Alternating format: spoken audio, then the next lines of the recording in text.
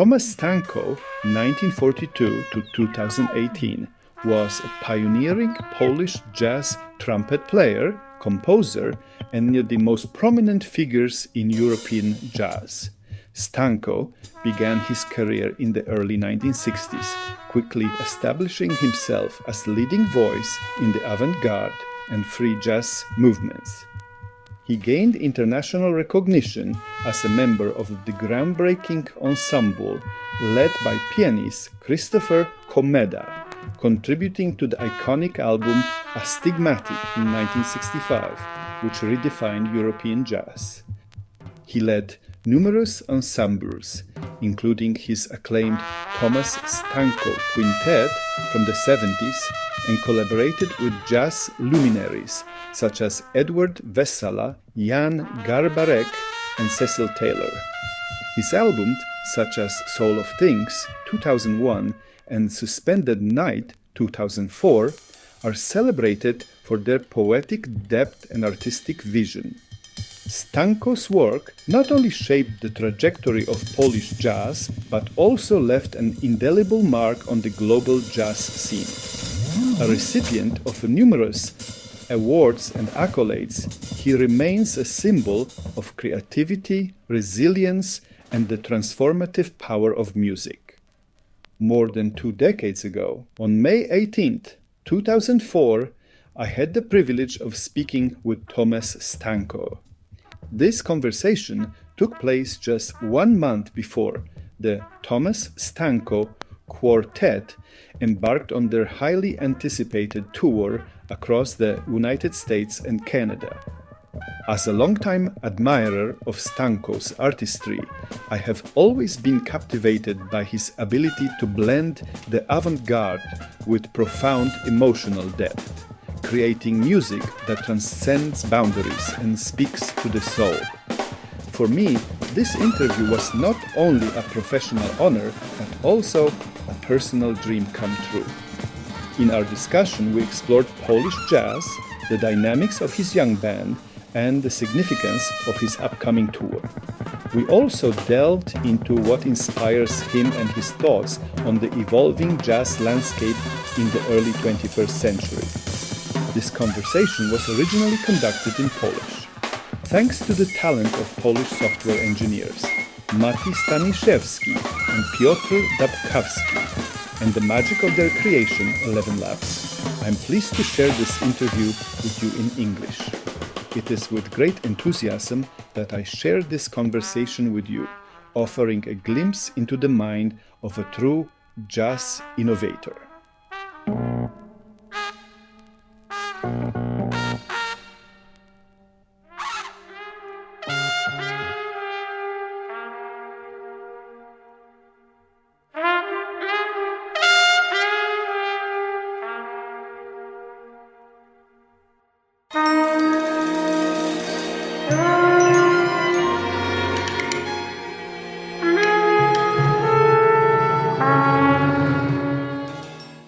Tomasz Stańko, welcome to Polish Jazz Podcasts. Hello, I'm glad to be here. How do you feel about hailed by critics as a cornerstone of European jazz, while some younger fans, unfamiliar with your earlier work, see you simply as another classical jazz figure? I find all attempts to confront and to be against inherited reality to be natural ones and the desirable ones. It's life to explore and to learn. You can start from any point.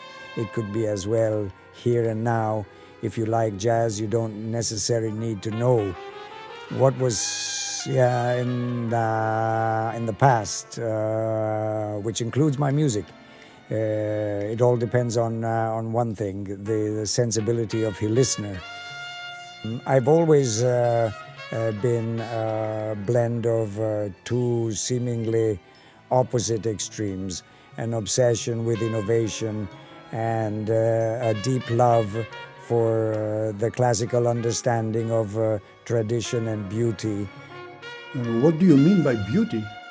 By beauty, I mean the timeless aesthetic we find in the works of artists like Balthus grounded, evocative, and enduring. These two forces have coexisted in me without conflict, shaping both my life and my music. So you might say I've always been a mix of two extremes.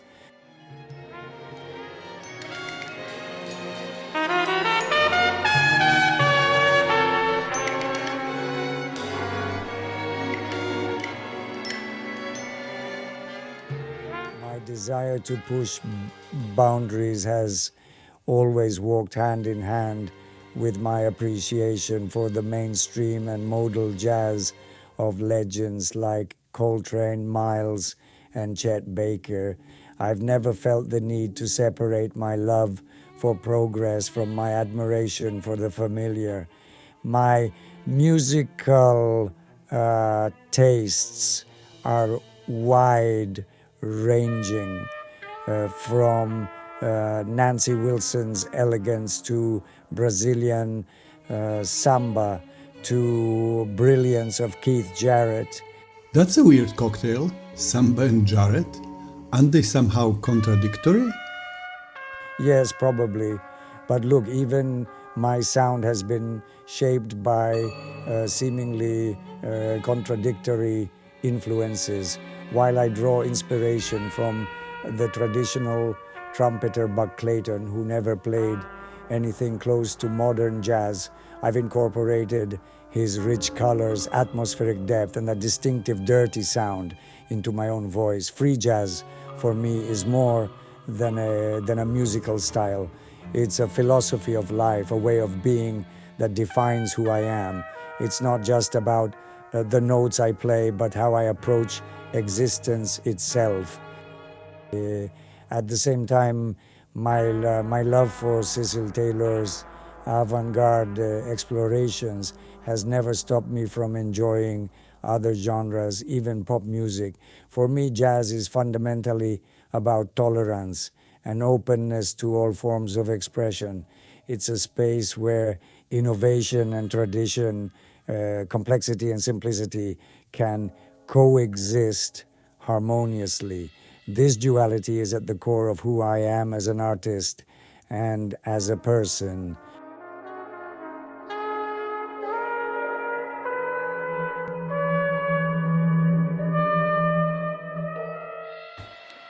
You have talked many times before about your other musical influences, like Train, Davis, Ornette Coleman, and of course Krzysztof Komeda.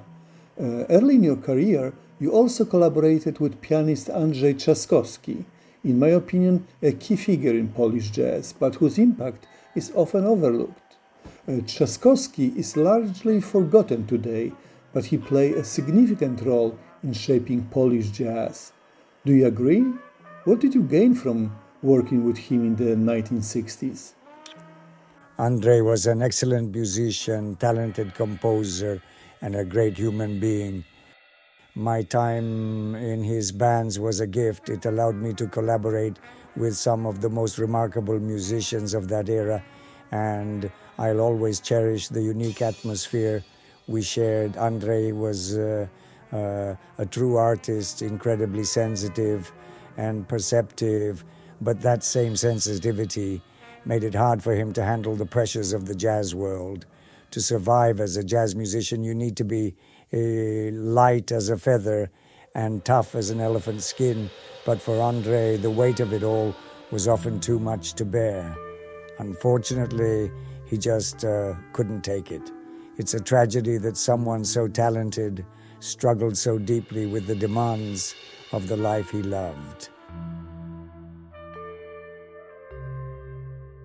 Circling back to Komeda, what about his influences on you? Komeda was a huge influence on me musically and spiritually. His blend of Polish lyricism with modern jazz opened my ears to new possibilities. Playing in his quintet taught me the importance of emotion and storytelling in music. He gave me the freedom to find my own voice. From him, I learned that jazz isn't just technique. It's about speaking from the soul.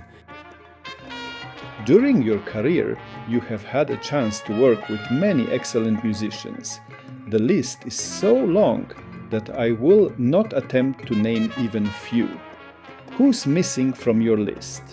Do you sometimes dream about working with certain jazz musicians? With whom would you like to play, but you haven't? I do not live in a dream that has nothing to do with reality. During the course of my career, I have had a chance to work with so many musicians whose arts I love and cherish. I think that choices I made in the past were the right ones. For example, I am very proud and happy to invite Dave Holland to play with me and Edward Vesala on my first ECM record, Balladina. Would I mind to play one day with Wayne Shorter? Of course not. Shorter is a genius, and everything about him is what I love about jazz. His contemporary band, Danilo Perez, John Patitucci, Brian Blade, is just great and really fascinating. The question is really, if we haven't hooked up before, would it make any sense for us to play together now? Would our music remain unique for both of us and be cohesive at the same time? You have been performing with your current band for some time now, with Marcin Wasilewski on piano, Sławomir Kurkiewicz on double bass and Michał Miśkiewicz on drums. Despite their relatively young age, they have already had a prolific careers. What is your opinion about them? Those guys are extraordinary. In the entire history of Polish jazz, we have never had anything like that before. But what about Gucio Dylong, for example? Yes, but he was an exception from the rule. I believe that the boys are getting better every day. I do have to admit that I am being surprised by them every day. They were just great artists, super proficient musicians, the real pros. Oh yeah, they are fantastic, all three of them. I truly believe they still have a great career ahead of them. So far we've been talking about music. Let me shift gears and ask you something different. What are some of your non-musical inspirations? I love improvised art. In literature, it's definitely William Faulkner with his melodic and full of improvisation narration. Similarly, in the spirit of jazz improvisation, I read James Joyce, William S. Burroughs. I just need to have his book around. Sometimes I just need this one page. I've always liked to live on the edge, desperado among the painters. They are mainly Impressionists, Chaim Soutine, Modigliani. Recently, before I go to sleep, I need to browse through album with works by Van Gogh. I have always been fascinated with the art of the motion pictures. I enjoy hiking in the mountains, jogging, yoga. And what about the drugs in your life? As Jimi Hendrix once said, drugs are for adolescents. Perhaps it took me a while, but I'm not a kid anymore.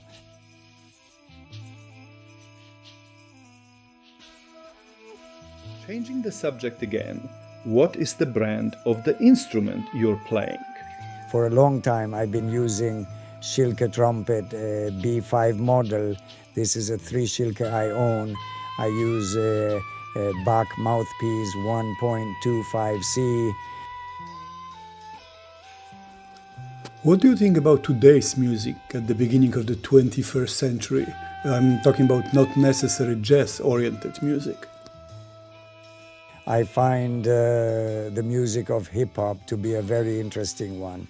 I'm especially enjoying its particular relation to the time, specifically its continuity, and of course its physical aspect, physicality of the body on the move, trance, precision in inequalities. Unfortunately, I'm missing its entire socio-political aspect, but I've always been digging the instrumental music much better. The way hip-hop uses the rhythms is especially appealing to me. I also like what I hear from Scandinavia also call new jazz, particularly what's coming from Booger Vesseltoft. And what is your opinion about remixes of old jazz tunes by contemporary DJs? No doubt about it. I like it. Who knows? Perhaps one day all music will be just one super mix done by visionary DJ, not artsy enough. Well, look at simplicity of ragtime music and see where it has progressed straight to Coltrane. Today, if I walk on the sidewalk and have Mahler's symphony going through my mind, then on conceit and write everything down, then add a little bit of Africa, a little bit of Europe, and mix it together. Why I don't do it? Because we do not have good producers. Actually, I use similar technique when I compose music for motion pictures.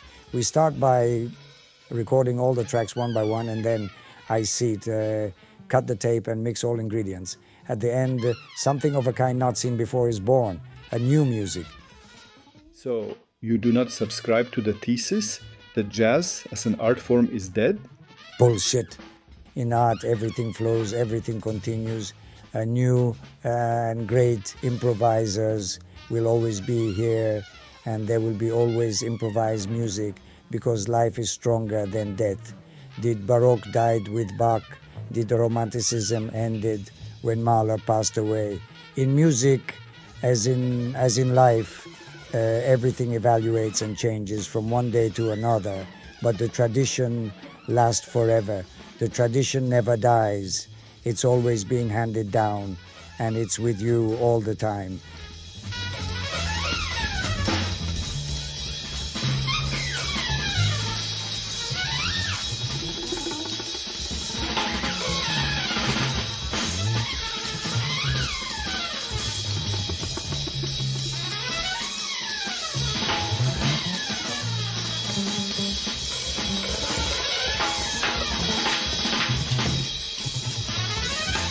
Let me ask you the last question. What are your expectations before your North American tour in June 2004? This is a very intense and overwhelming tour, 11 clubs in 15 days, 2 sets every evening. I don't do that type of tours anymore, but that's how you play in the US. Even Coltrane, when at Village Vanguard, he played 3 sets a night, 7 days a week. Sometimes I wonder, perhaps this is a mystery of superior quality and craftsmanship of American jazz musicians. Those guys just play a lot. Tomasz Stańko, thank you for taking your time to come back from the afterlife to talk to me on Polish Jazz podcasts. I hope we can do it again. Well, I'm not sure about that, but it was truly my pleasure. Take care, everyone.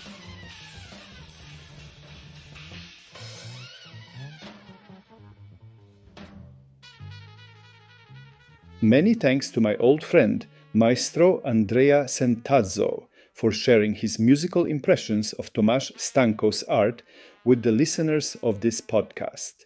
Please visit Andrea at andreasentazzo.com. This podcast was produced by PolishJazz.com and DigiNet Digital Distribution Network. All materials from PolishJazz.com archives. Stay tuned to PolishJazz.com podcasts, where we explore the lives, works, and legacies of extraordinary Polish jazz artists, alongside key moments in Polish jazz history. Discover Polish jazz, a captivating treasure awaiting your exploration.